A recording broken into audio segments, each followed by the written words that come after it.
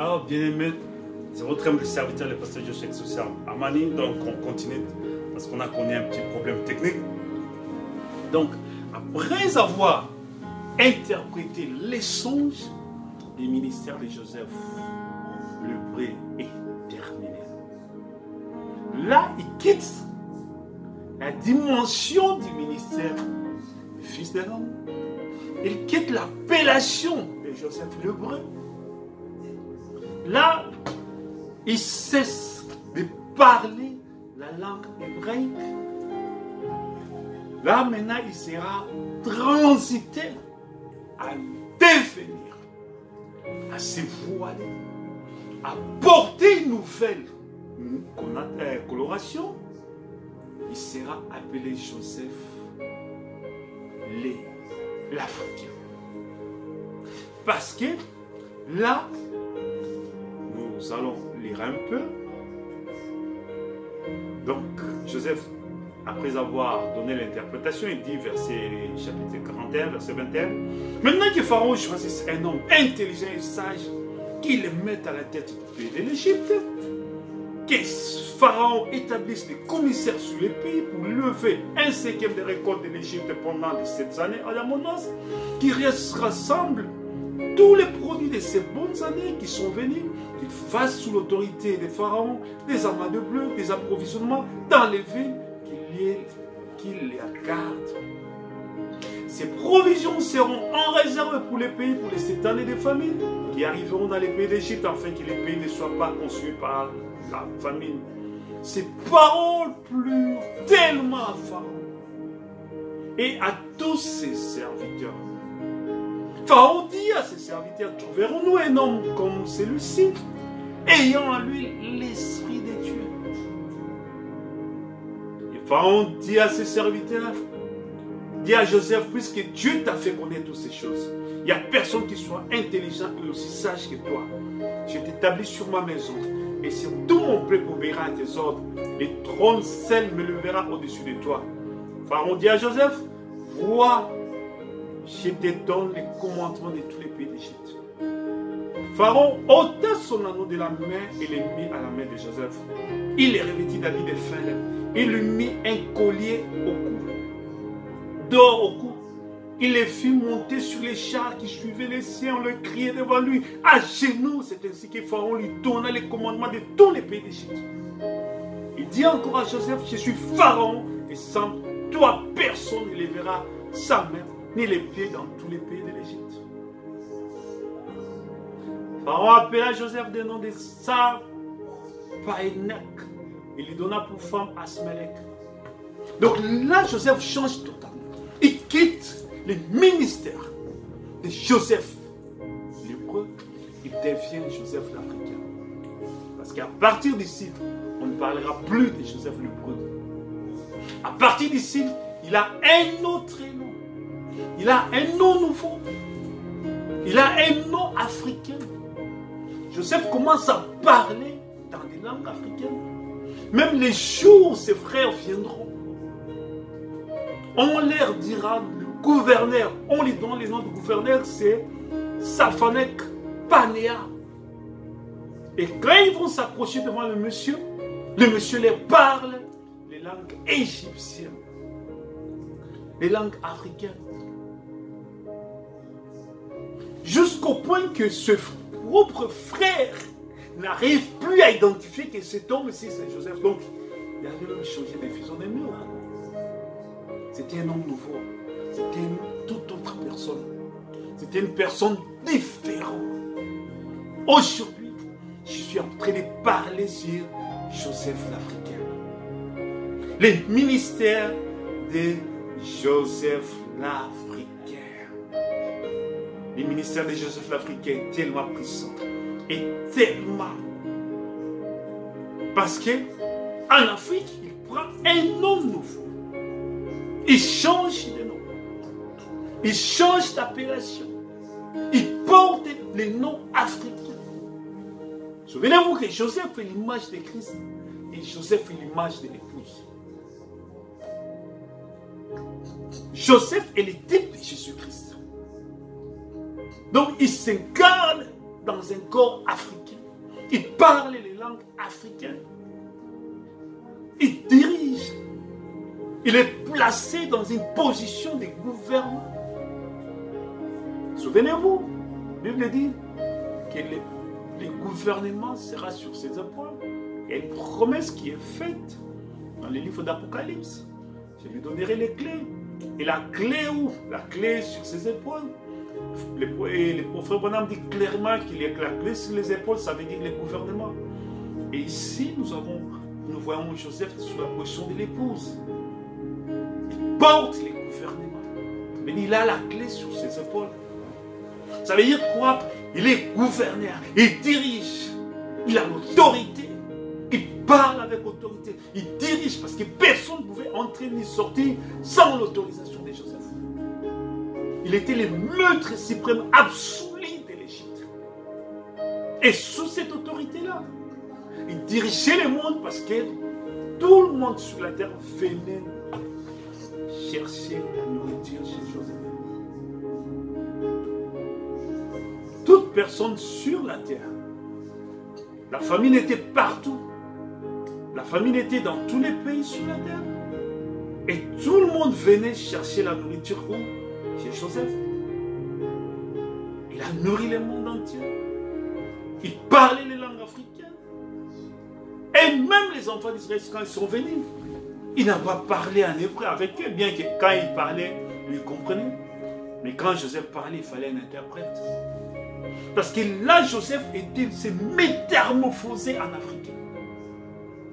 C'est-à-dire, il s'est métamorphosé en africain. C'est-à-dire, c'était une métamorphose.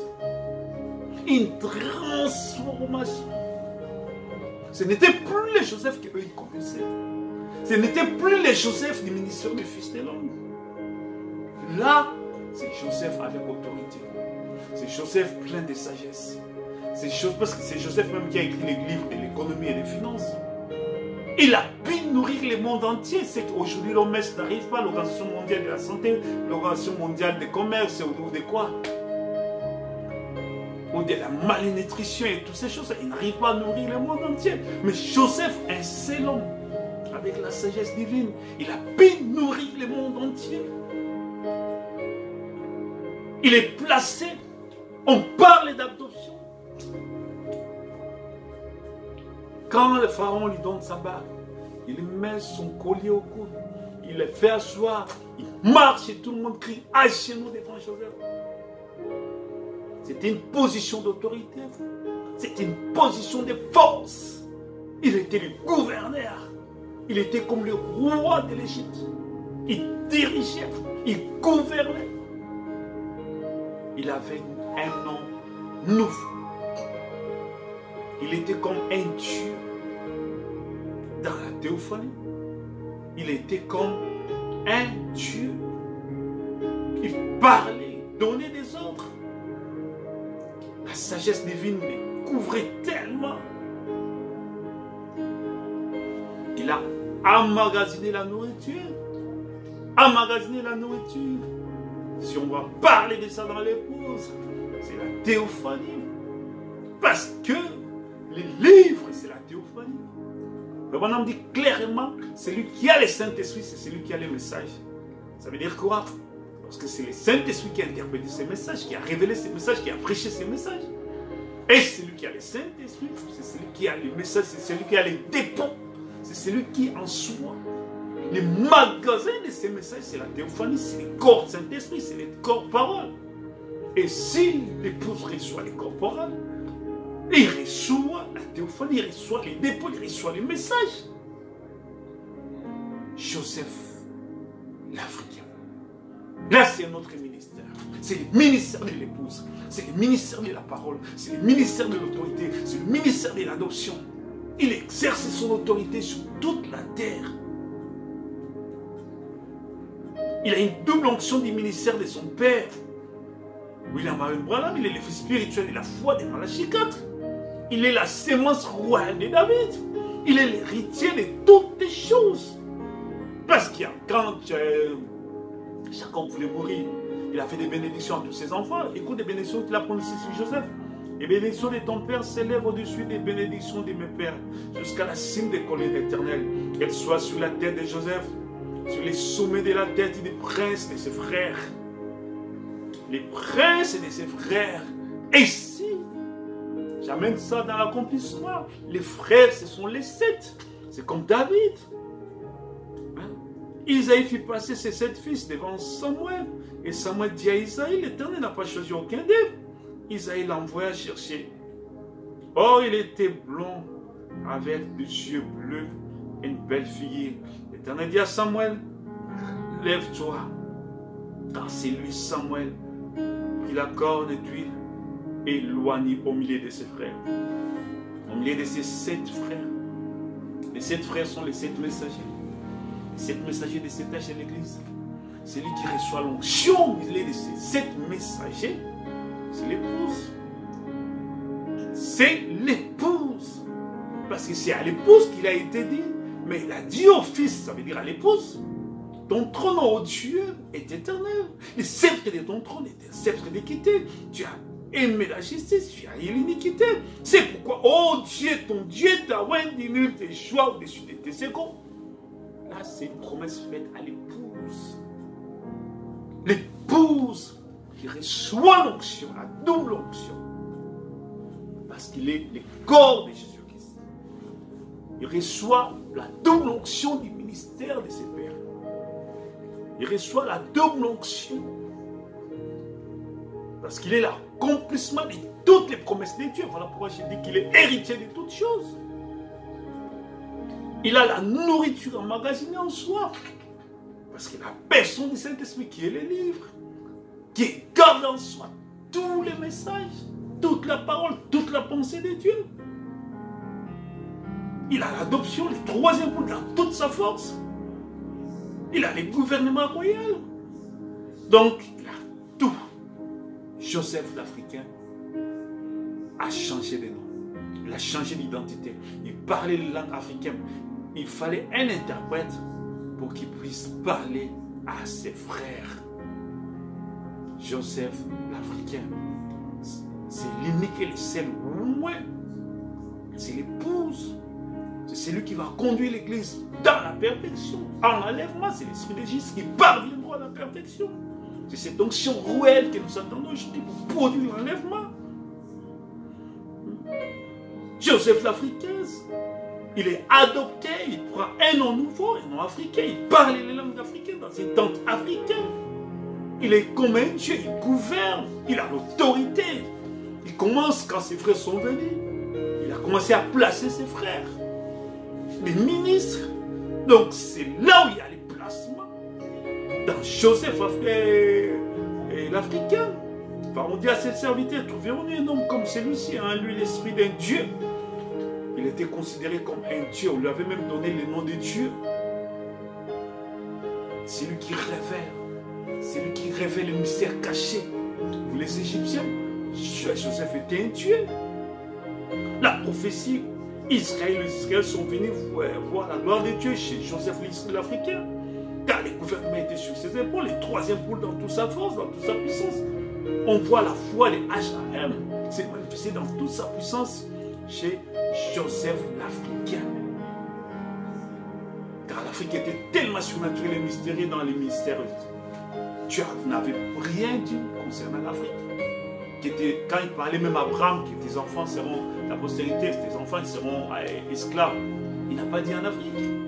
Quand tu as parlé à Joseph, il n'a pas dit en Afrique. Mais l'élément surnaturel, c'était en Afrique. C'est là où la vision s'est accomplie. C'est là où l'accomplissement de tous les mystères de Dieu de la foi H.A.M. La glorification de la foi H.A.M. Oh, mes bien-aimés, c'est un message tellement profond. Et si Joseph quitte le ministère du Fils de l'homme, il devient Joseph l'Africain. Joseph l'Africain, c'est l'épouse. Parce que frère Branham dit, la dernière brebis est africaine. C'est celui que j'appelle Joseph l'Africain. La dernière brebis. La dernière brebis, c'est l'âme mystérieuse. C'est la dernière église. C'est la dernière épouse. C'est la dernière manifestation de Dieu sur la terre. Elle est africaine. Et Dieu vous bénisse richement dans cette série des enseignements tellement profonds au nom de Jésus. Et